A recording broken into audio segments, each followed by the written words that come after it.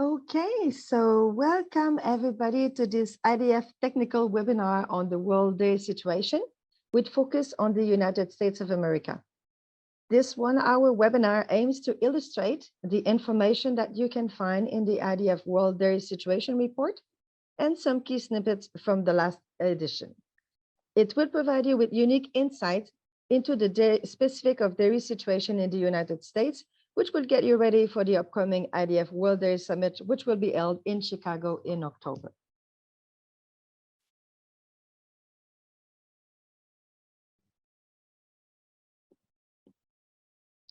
Okay, so my name is Caroline Aymon. I'm the Director General of the International Dairy Federation, and I will be your moderator for today. Some housekeeping information. First, this webinar will be recorded. Please keep your microphone on mute and turn off your camera. You can type your questions into the chat box and we will ask any further question later in the event. And lastly, for those who would like to have a better understanding, you can use the option to transcript to read the subtitle, which is provided by the application. You have to actually design on how to get there. Wonderful. So let's start. First, a few words on the World Dairy Situation Report, which is an essential read for decision makers in the dairy sector, and we continuously that are concerned with the continuously changing global dairy market condition. The report will be of interest for dairy farmers, equipment and service provider, dairy processor, cooperative, distributor, and retailers, expert in dairy marketing, sales, nutrition, ingredient, and input firm, as well as food industry, food service, agriculture, schools, university, government representative, and specialized media. As you can see, very useful for many people. It provides analysis and chapters per country, in addition of the generic chapters that you have at the beginning. You can have access to the report on IDF website, and with that, you will have access as well to the graphs and maps slides, as well as the raw data. You will have a presentation by one of the members of the team who wrote the report right after this introduction. I also want to talk a little bit more about the IDF Global Marketing Trends, which is the newest publication that we've just published. And it is done every 2 or 3 years, depending on the situation. This edition is actually focusing on understanding the change in the dairy consumption during the world COVID-19 pandemic period. And you can also access this publication on our website, and you will find very valuable information on consumer behavior and the different trends in the dairy sector. It is actually done through a collective data around our membership, so it is very interesting. You can actually access the 2 publications jointly with a special rebate for a limited period of time. So I encourage you to go on our website and benefit from this promotion that will give you actually a full overview of the market, as well as the marketing trends in the dairy sector for 2022. Okay, so for today, we actually have 2 amazing speakers. The first one is Jean-Marc Jomet. He's an agricultural economist. He's currently working as an economy director on the French Dairy International Branch organization called CNIL. He previously spent 12 years at the French Livestock Institute, as well as a project manager focusing on international economic studies and market analysis. Prior to this, he worked at the French Embassy in China before conducting foresight research at the French National Institute for Agricultural Research, INRA. Jean-Marc will provide an overview of the latest IDF World Dairy Situation Report. Our second speaker is Shanna Morris. She is the Senior Vice President of Dairy Trade Policy for the U.S. Dairy Export Council, as well as the National Milk Producer Federation. She works to achieve the best possible result for USDEC and NMPF as member of matters related to international trade and related government policies.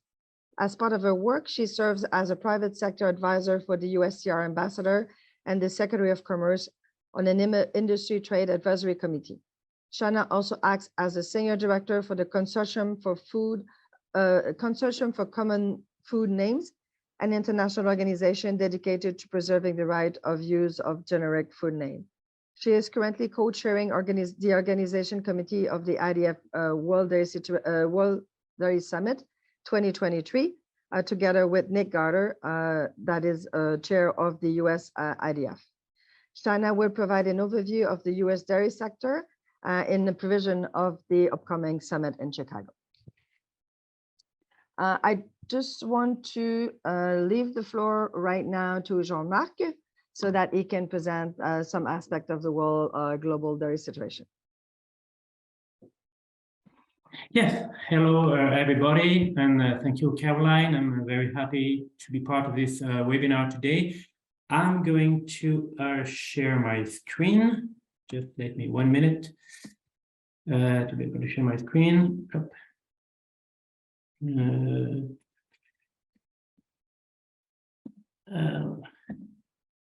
Can you see it?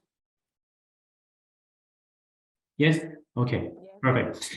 Yeah, so thank you, and thank you for giving me the opportunity to present the World Dairy Situation Report. The World Dairy Situation Report is an annual IDF publication. It is processed by the Dutch and French dairy organizations, namely Dwebel, Ener, and CNIER. It is based on data and information provided by IDF national committees and also other national dairy organizations, with the support of the IDF head office. And as you will see, more than 51 countries are described in this report. The report is composed of 3 parts. The first one composed of the summary, forwards, and also a message to the team, and also the sponsor, which is a manual, which has been manual for the last few years, and also a part called World Dairy Situation at a Glance, which on 2 pages shows you the main charts with the main data of the report. The second part of the report is comprised of chapters, providing information about different aspects of the global dairy sector, like production, processing, industry, consumption, trade, prices, and also some short and medium-term outlook. In each chapter, you will find some text explaining in detail what happened in terms of production, processing, consumption, and so on during the previous year. But you will also find some visual representations of data like charts and maps to have a better understanding of the trends and of the actual situation. The last part of the report is made up of annexes. The first annex is a presentation of the dairy sector of the host country. It was India last year. It will be the USA this year. So in the report published in October, you will find an insight on the dairy situation in the United States. Annex 2 is the biggest part of the report. It is made of country reports. The dairy situation of more than 50 countries is displayed on 2 pages, showing relevant data and information like the number of cows, the milk production, number of dairy farms, cow's milk price, but also charts of milk production, volume of production for dairy products, export, import, consumption, and so on. And on the second page of each country report, qualitative information written by local experts describe the dairy sector highlights in each country. And these are the kind of information you can find on the World Dairy Situation Report. You will find that in, for example, in 2021 in Canada, well, the competitive position of dairy products has deteriorated, with prices for other protein increasing slightly. And you will find that the market growth was estimated at 3.2% for 2022. You will also find that in Brazil, over the last 5 years, the number of farms decreased on average by 1%, but the milk production per farm increased by 1.7%. And that for 2021, the decrease in dairy consumption was expected by 3.3%. You will also find that in Russia, The growth of production of commercial milk slowed down in 2021 to 1%. And then the main reason of the slowdown in production is the increase in production cost, as well as the transition of some farms to crop production with higher profitability, with every time some data or some key figures or some graphs. So this is the kind of information that we can find for each country in the report. And of course, if you want to have access to all the data, Annex 3 also gives you some very detailed tables with for production, consumption, and trade of the top 10 countries for the past 5 years, with a detail also for EU 27. So this is all the information that you can find in the report. And so the World Dairy Situation Report gives you a global perspective as well as a country approach of the previous year, but also an outlook going forward. So just to give you some of the main results of the last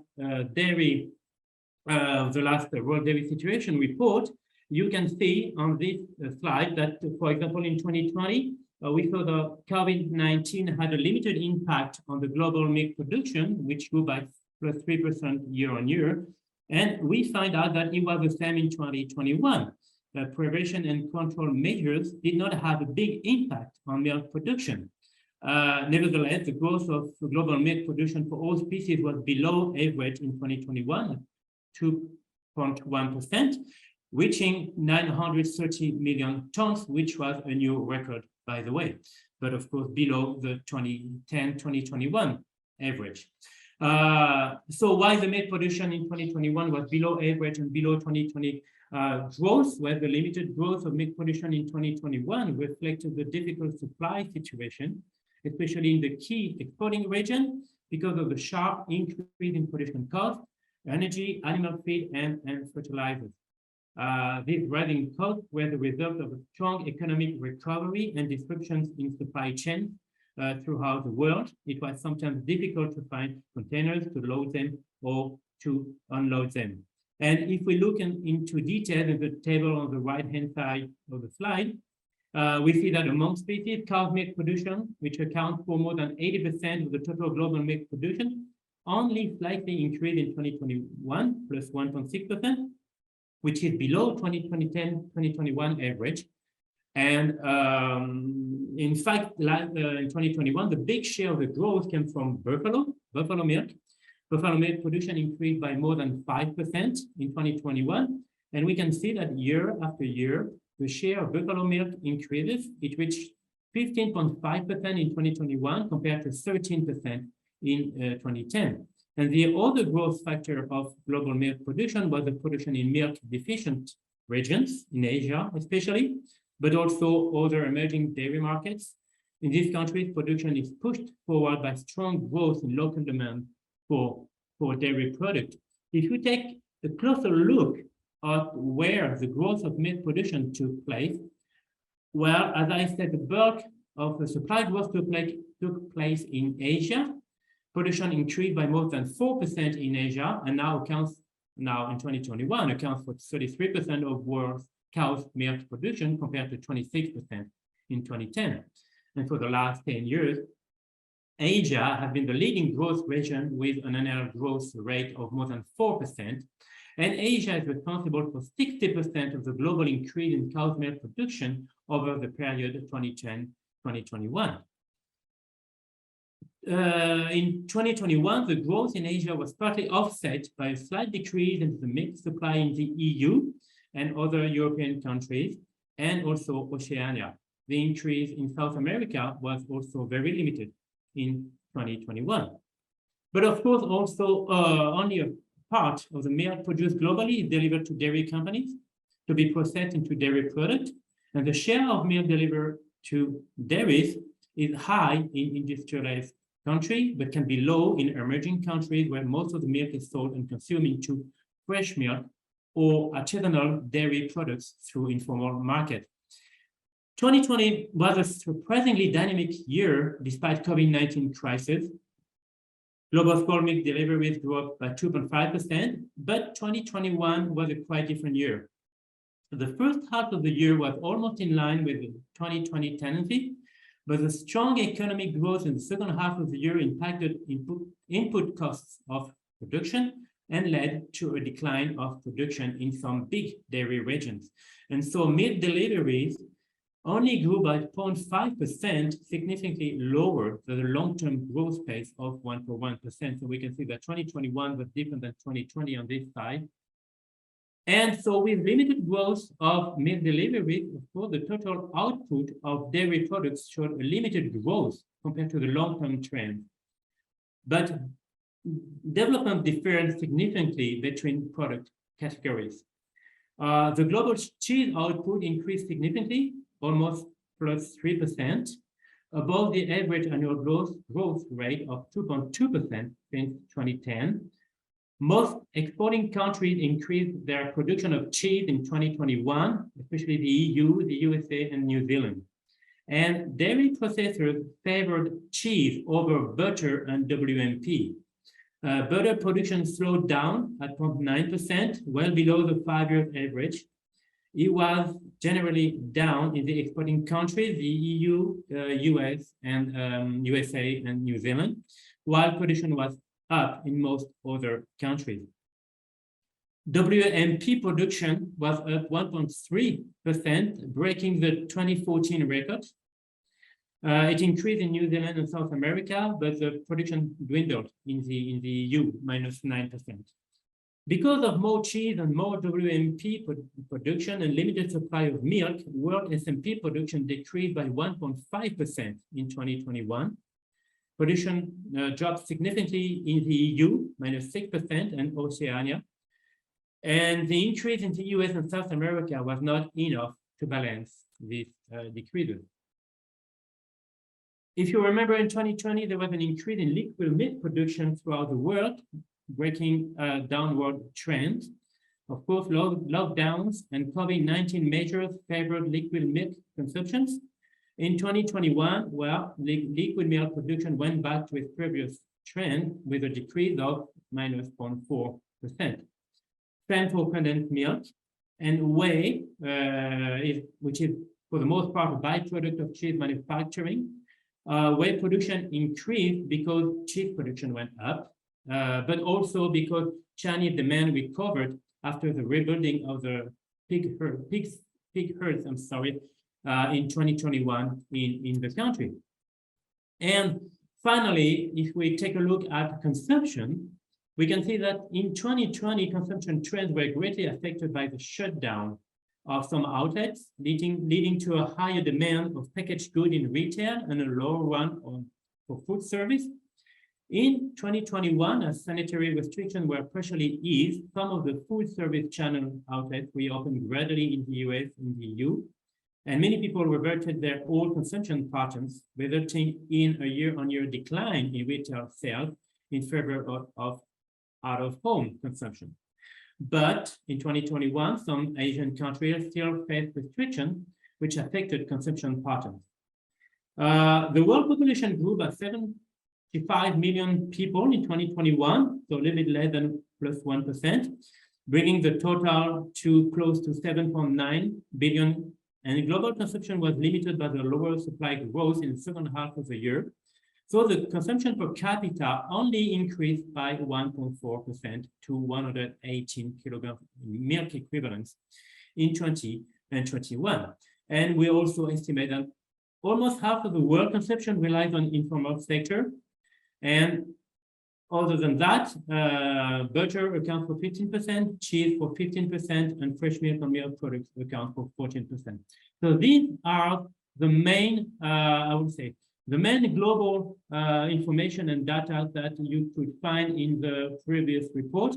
And of course, in the report, the next report, which will be released next October, we will try to update all this information to see how the events in 2022, especially the very high inflation throughout the world, also the Ukraine war, how all these factors have affected and still affect the global dairy sector. And as I said before, each country will also give an insight of what happened in their national dairy sector. So it will be also possible to have an idea of how the dairy sector evolved in each country, thanks to the World Dairy Situation Report.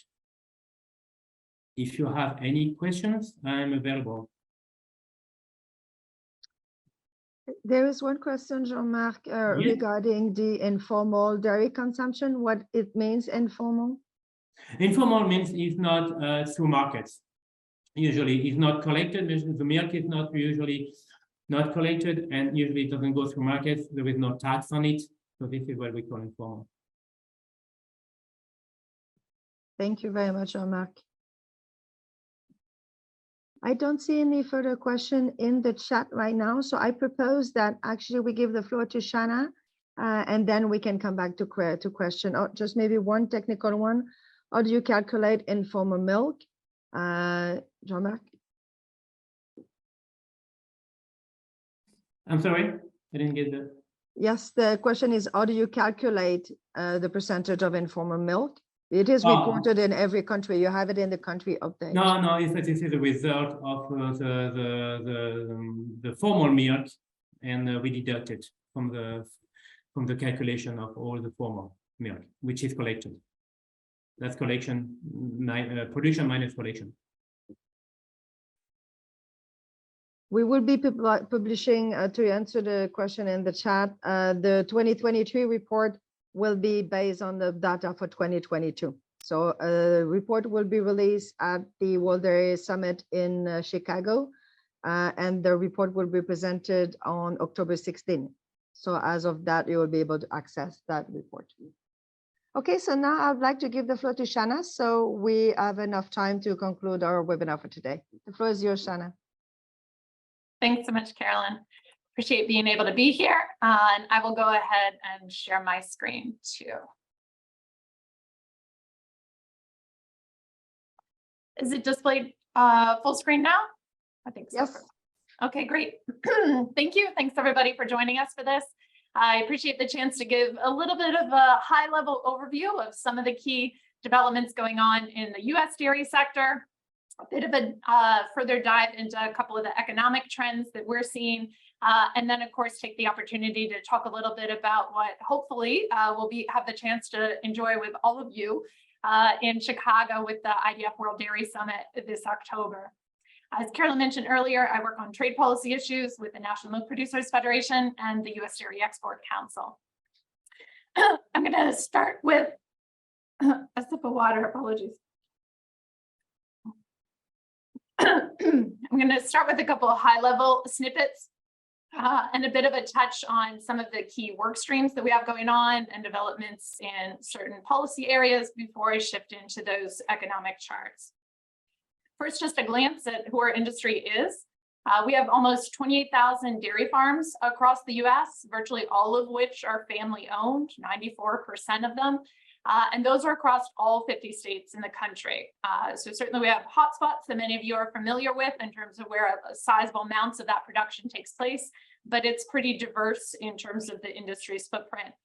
We likewise have processing capacity to match our farm footprint spread across the country as well, making a very broad spectrum of products, and I'll talk about that a little bit later in the subsequent charts. One area I wanted to touch a little bit further on and tease out some of the developments is what's going on in the sustainability space, because I know that's an area of high focus for a lot of our counterparts internationally too, and it's something that the industry collectively from the farmer side to so many of our processors has been working on to really build on the strong legacy of sustainable stewardship that the U.S. dairy industry already has and chart an even more positive path forward for the years to come. In the U.S. dairy industry accounts for just 2% of total U.S. greenhouse gas emissions. And over the decade between 2007 and 2017, the industry was able to chart significant increases in efficiency, driving down our greenhouse gas emissions and our land and water use. Due to that high efficiency rate and the increases we've been continuing to see, The US was recognized by the FAO in its report a few years ago. I should say North America, where the US is the largest producer, though, as having the lowest greenhouse gas intensity in the world. To continue to build on that, our industry has united around a number of different sustainability priorities collectively taken. This forms our US Dairy Stewardship Commitment across three key pillars of activity: advancing well-being of consumers in the nutrition space, regenerating the environment through a number of projects, and certainly the important elements of caring for our animals and communities. In the first phase, key priorities for us are leveraging dairy's role to be able to improve nutrition security, given the very important role it plays in diets of so many Americans, as well as increasingly supporting the diets and nutrition that global consumers rely on as well. An additional key element of that is the work the industry continues to do to drive forward scientific advancement and product innovation in order to support health-related and nutrition-related outcomes for what dairy can be used to do. In the environmental space, there's quite a fair amount of activity, certainly one we've talked in past IDF programs about, and that is a major area of focus for us right now, is the drive our industry is participating in to achieve greenhouse gas neutrality by 2050. We're one of the countries participating in GDP's Pathways to Dairy Net Zero program. That's been a strong priority of ours, and a lot of work underway to identify the various solutions that will be needed to help deliver that priority. In complement to those emissions goals, though, we also have goals around other environmental outcomes, particularly with respect to water quality, water usage, soil health, and reducing waste and greater efficiencies in our plants.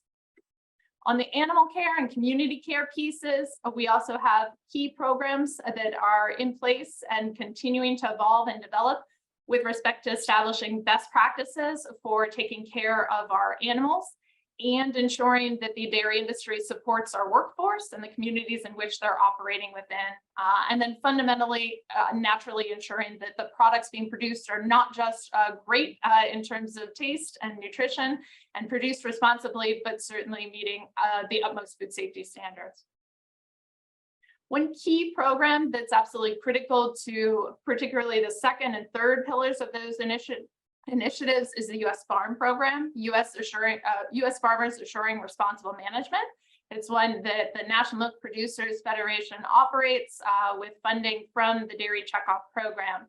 That has pillars across each of the areas here on the screen: environmental stewardship, animal care, and workforce development. The animal care program has been recognized as ISO certified to be compliant with World Organization for Animal Health Standards for dairy care. And is very broadly adopted by the vast majority of our industry, with increasing amounts of our industry also participating in the other two pillars. It's one that's industry initiated and industry driven. Cooperatives and processors sign on to any of these pillars they wish to participate within on behalf of their supplying farms. And we think it's been a really great way to spread science-based standards and best practices in a uniform way across the industry. In addition to the ample work underway in the sustainability space, our sector has a number of other policy priorities. In putting this together, these are a number of them that are pretty prominent, but genuinely scratch the surface in terms of other topics as well that colleagues at my organizations, as well as a number of our other dairy groups in the US, are engaged in. I know the first one here is one we've been getting a lot of questions about internationally, what the US is doing with respect to enforcing accurate labeling of plant-based products, particularly the use of dairy terms in that respect. Our organization continues to work to advance legislation, in particular, to require our Food and Drug Administration to enforce the use of dairy terms in an accurate manner and ensure that consumers have the information they need to make informed decisions. We're also quite involved in working on US nutrition feeding programs, such as programs for families with young children, or the role of milk in our school meals programs, and intensively involved in the ongoing effort to feed into the next wave of dietary guidelines advice to ensure that those are grounded strongly in the science about the benefits of dairy, including dairy fat. On another front, the U.S. right now is in the process of updating its farm bill, so the core agricultural support policies and safety nets across dairy as well as other agriculture sectors, and our supplemental nutrition programs for a number of Americans with low incomes.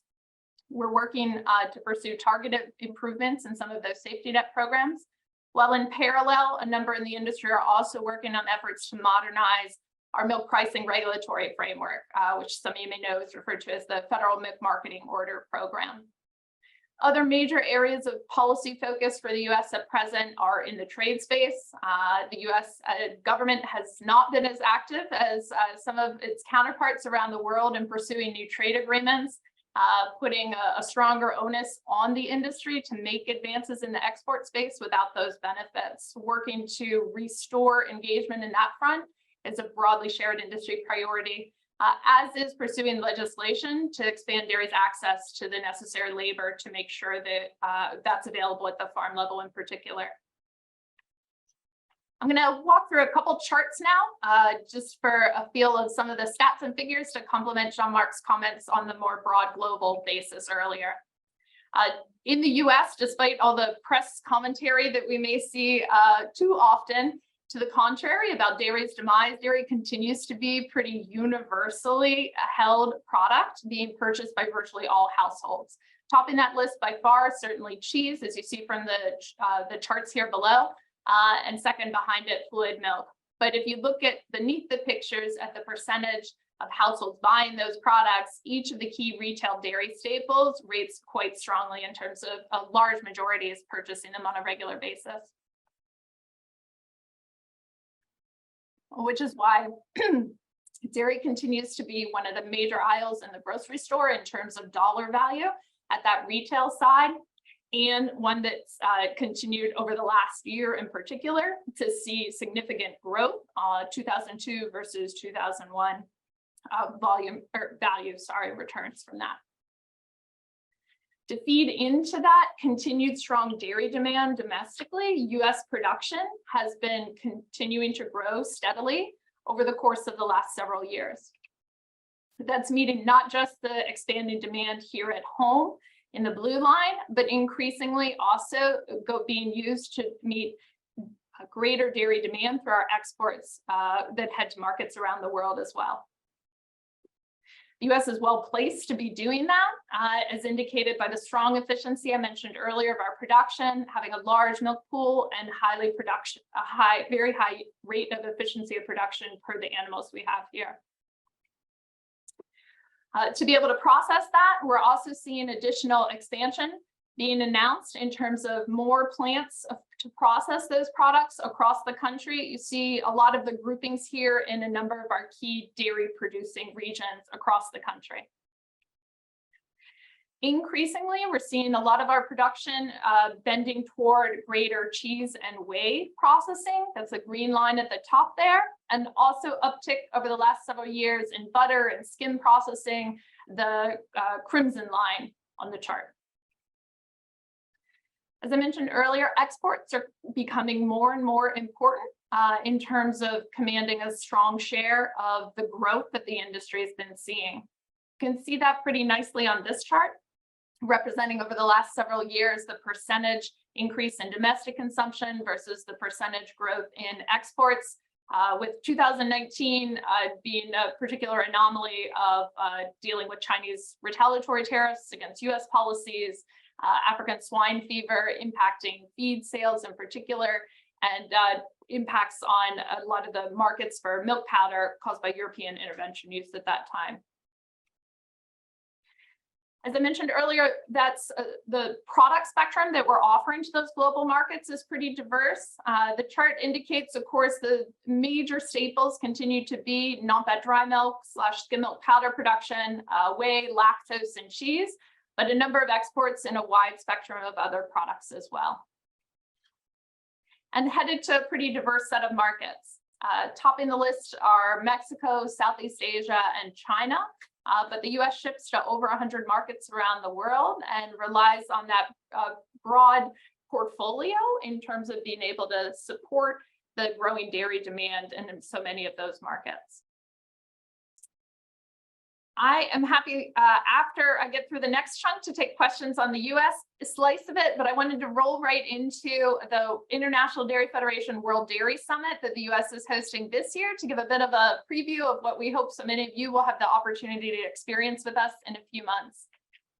We selected Be Dairy, Boundless Potential and Endless Possibilities as the theme for this year's summit, to really emphasize how diverse our industry is, to have the opportunity to pull through the many ways in which our sector shows how we live out our priorities and show what it means to be dairy, from a farm side to the industry side, to our processors, to the many supply chains that make supply chain partners that make all that possible in a way that's quite promising today, and frankly, we think has an even brighter future in the years to come. It'll be in Chicago, which is a great city. Those that haven't been there before, hopefully will be able to carve out a bit of time for some sightseeing and tourist fun while you're at the summit. And we'll be very conveniently located downtown with all of the summit events and meetings taking place during the day at the McCormick Place Lakeside Center, which is attached to the premier hotel that we've selected for participants to stay at, the Hyatt McCormick. All of that's available on the registration site for those looking for more information about both the hotel options and the venue itself. Next, I wanted to give a bit of a preview of the program side in terms of what to expect by way of content. We'll be kicking off the summit on Monday, as Carolyn was mentioning earlier. One of the key features of that is the World Dairy Situation Report, which will be the anchor closing out the day as the final plenary on that Monday session. We'll be starting it though by looking at dairy's role in nourishing the world and a number of the policy impacts that are shaping that, before segueing into hearing from a lot of our global leaders in the dairy processing companies, dairy organizations from markets around the world on what challenges they're grappling with and how they're charting a pathway forward in their own countries. Then Carolyn and IDF's other leadership will be speaking to IDF's base of work, what's going on now, what's been done over the last year, and what expectations and the work plan are for the years to come. On Tuesday, we'll be shifting into more of a mix. We do have a couple plenaries for everyone to enjoy, starting off with a showcase of hearing from farmers from different markets about what they're grappling with and how they're working to make their farms successful in this operating environment, as well as a look at how IDF's collaborated so successfully over the course of so many years with key international standard setting partners. IDF will be celebrating its 120th anniversary not too soon, not too far out, and we want to make sure we're looking back to take stock of the important partnerships that have laid that pathway of strength and that IDF will continue to build upon in the years to come.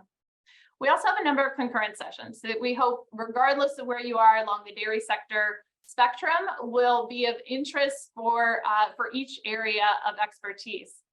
Whether that's the economic outlook one, more technical ones, such as methods of analysis sessions, nutrition areas, farm issues, such as heat stress in dairy cattle, or sustainability issues, such as making better use of dairy co-products at our processing plants.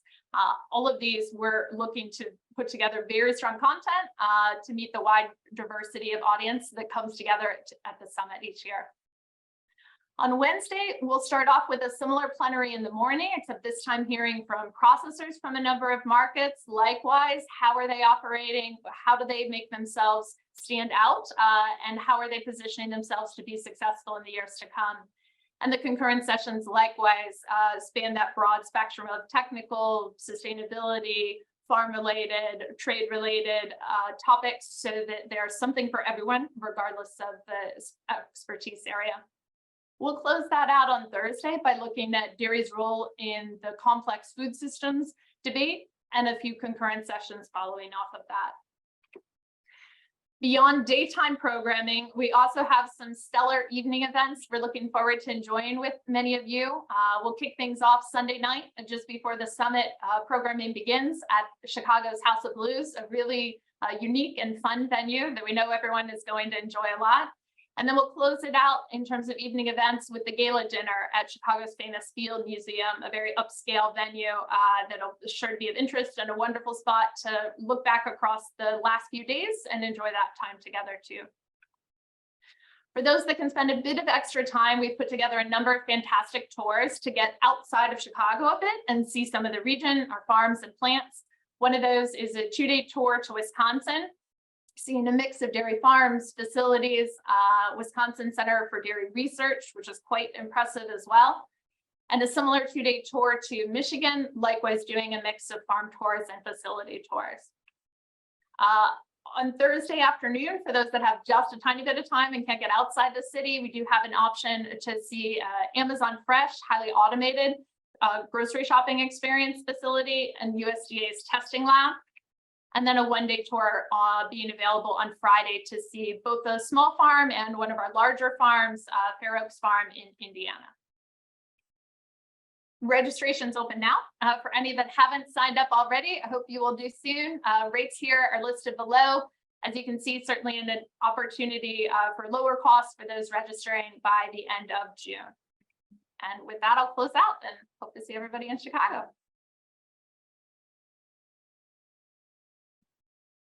Thank you so much, Shanna. I really hope that this presentation will actually convince those who are not yet convinced that they need to join us in Chicago for the IDF World Dairy Summit.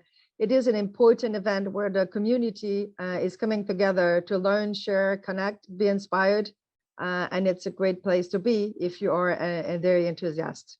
And thank you for both Jean-Marc and Shanna for your presentation. We do have a bit of time for questions, so please don't hesitate to put them in the chat if you do have some questions.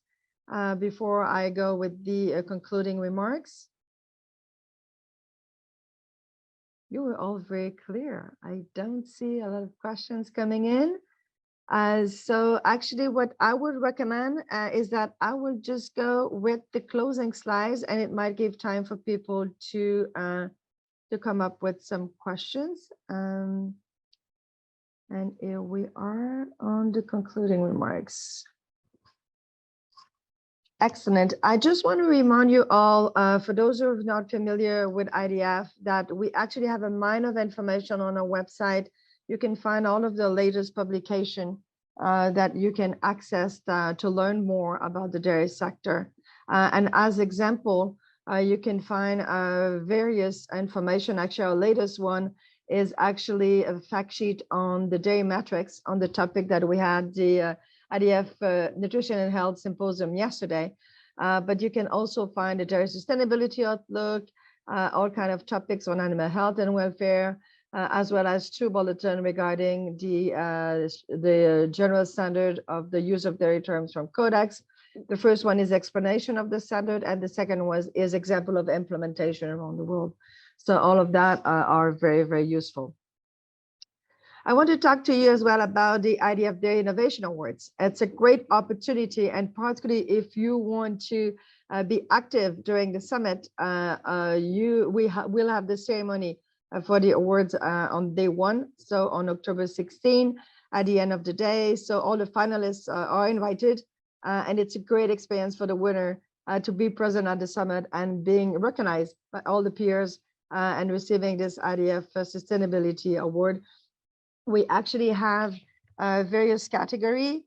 We've kept the category for innovation in sustainable farming practices, including environment, animal care, and socioeconomic.